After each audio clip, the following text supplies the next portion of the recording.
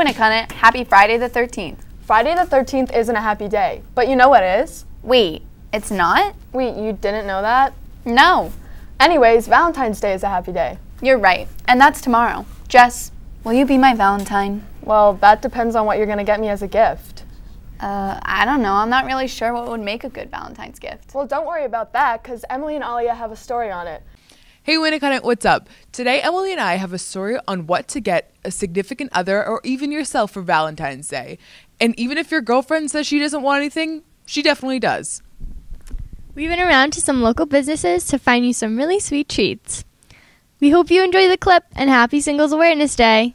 Each year on February 14th, many people exchange cards, candy, gifts, or flowers with their special Valentine. Figuring out what to get your significant other isn't always easy. We talked to Maria Moriarty, owner of Seacoast Florist Shop, to help you out with what flowers to buy. We have your traditional dozen roses, which are lovely. In a more reasonable price range, we have beautiful arrangements with tulips and roses, and those start at $25, and they are lovely this time of year. We also have cube arrangements, and we have 3 rose arrangements, half dozen arrangements, 2 dozen arrangements, beautiful mixed flowers, lilies, whatever anyone would like. And a lot of times for $5 you can add a box of candy or a balloon or a little bear, and those are very popular. The novelty items are popular this time of year. And for chocolates and candies, Hutchinson's Candy, owned by John Watson in Hampton, New Hampshire, is a local shop where you can get some sweet treats and even kettle corn. We do have a retail store that you're in right now, but we're primarily a wholesaler. We sell to stores all over the country, primarily in New England, but we do sell in other areas also. So that's kind of the background of our store. We find Valentine's Day being about a 2 or 3 day holiday. It's not like Easter or Christmas that has a tendency to be more lengthy. And we sell a lot of box chocolates. Some are heart-shaped, although it seems like the world is going away from the heart-shaped boxes because the box costs a lot of money and they'd rather spend their money on candy. But we do sell a great deal of our fudge because it's good. It's that simple. Be sure to stop by any of these fine stores to pick up something special for Valentine's Day. And don't forget that the Seacoast Florist is offering a special for Winnicott High School students. If you spend $25 or more, you get a free box of chocolates. Happy Valentine's Day, everyone. Be safe, keep it classy. Wow, what good ideas, but I have an even better idea. Oh my God, Amanda, no PDA on camera. What's PDA? How do you go to school here and not know what PDA is? PDA is the public display of affection, something many wonder is even necessary during school. Oh, so some people don't like seeing me hug you? Well, it's not all about hugging. That also includes hand-holding, kissing. Gross, gross, grossity, gross. Well, for all of you lovebirds out here, Alia and Maddie have a story on what Winnicott thinks of PDA and what the rules are.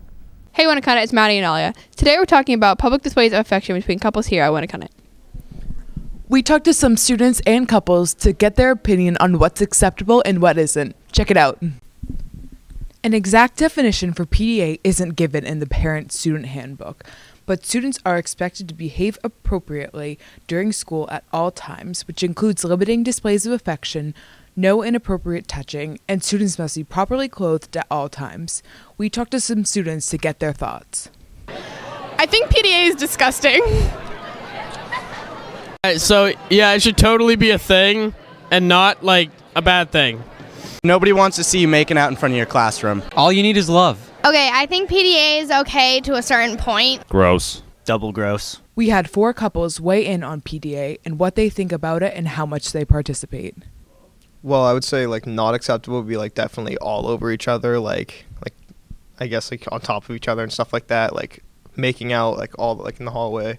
But, like, kissing, like, that's fine.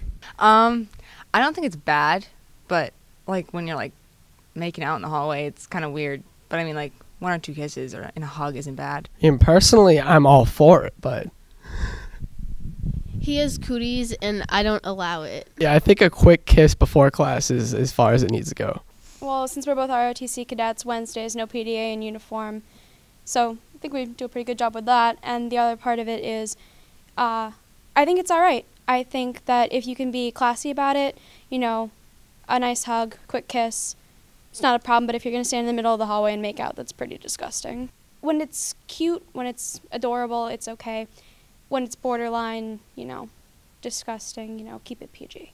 And some of our couples have last bits of advice for everyone. If you see it and you want to say something, I mean, it is kind of rude to say it. So, I mean, just keep it to yourself. Don't let anyone tell you that you two are not right for each other. There's always someone out there for somebody. No, I don't. Well, Winnicott, that's all the PDA we have for you today. Remember to keep it classy, but also don't be judgmental. It's Ali and Maddie signing out. In other news, the swim team will be competing in the state championships at UNH tomorrow from 8:30 to 2 o'clock. All different events, including 8 individual events, will be competed by those who qualified. 12 students, including senior captains Maddie Stetz and Connor Patterson, were selected to compete. Stetz says that, "This is the most successful swim team Winnicott has ever seen. I know we're going to all rock it out on Saturday. Good luck to the team and make sure to work hard." Also, good luck to the indoor track team, which will be competing in their state competition after it was postponed last week. I cannot believe how many events have been canceled from all this snow. I know, we even had to miss a show. But what are other Winnicott students doing on snow days? Maybe Mike and Jordan can answer that question. What's up, Winnicott? This is Jordan. And I'm Mike. And as you can see, this winter's hit us pretty hard. A few days off from school and a burkload of snow later.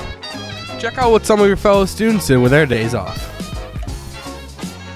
For as long as we can remember, snow days have been one of the best things to wake up to in the morning. A near record-breaking 40 inches of snow have fallen in the month of February and 77 inches overall this winter. With snowbanks rising and enough powder to go around, many people are seeking to make the best of their days off.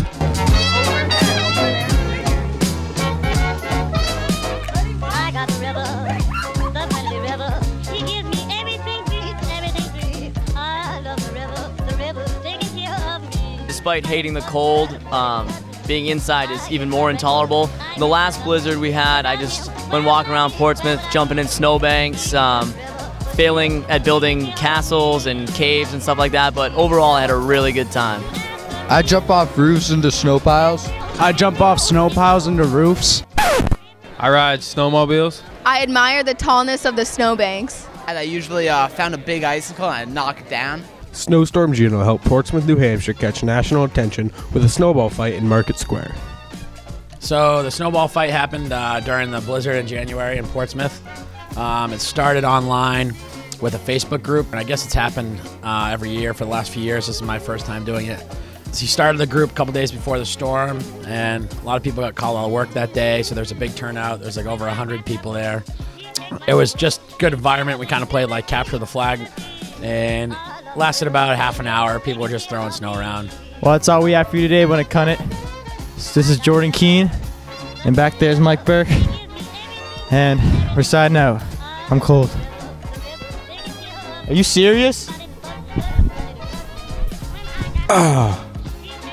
Congratulations to freshman Nathan Kotzen, who won the Judges Inspiration Award this past Saturday at the VEX Robot Competition.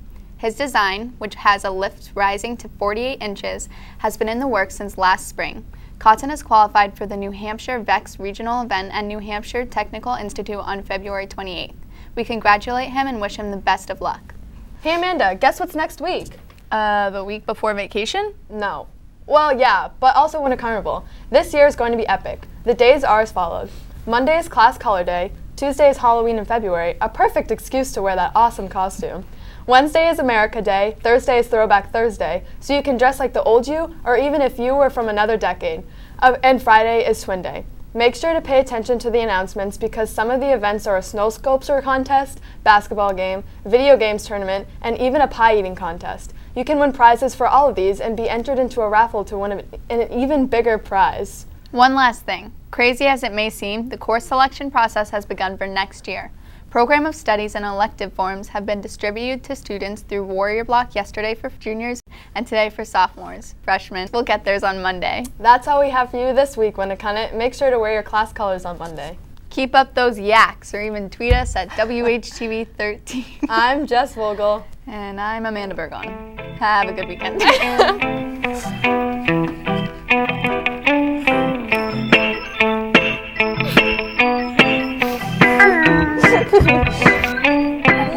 Well, yeah. But I also want to come. This is Amanda. Hey, Patrick. Ow. Ow. The 13. Sorry. Check it out. You messed up. Move to your left. To the right, to the right, to the right, to the right, to the left, to the left, to the left. A little bit more. Now kick, now kick. I cannot read the left side of the screen. And I just thought I'd tell you that.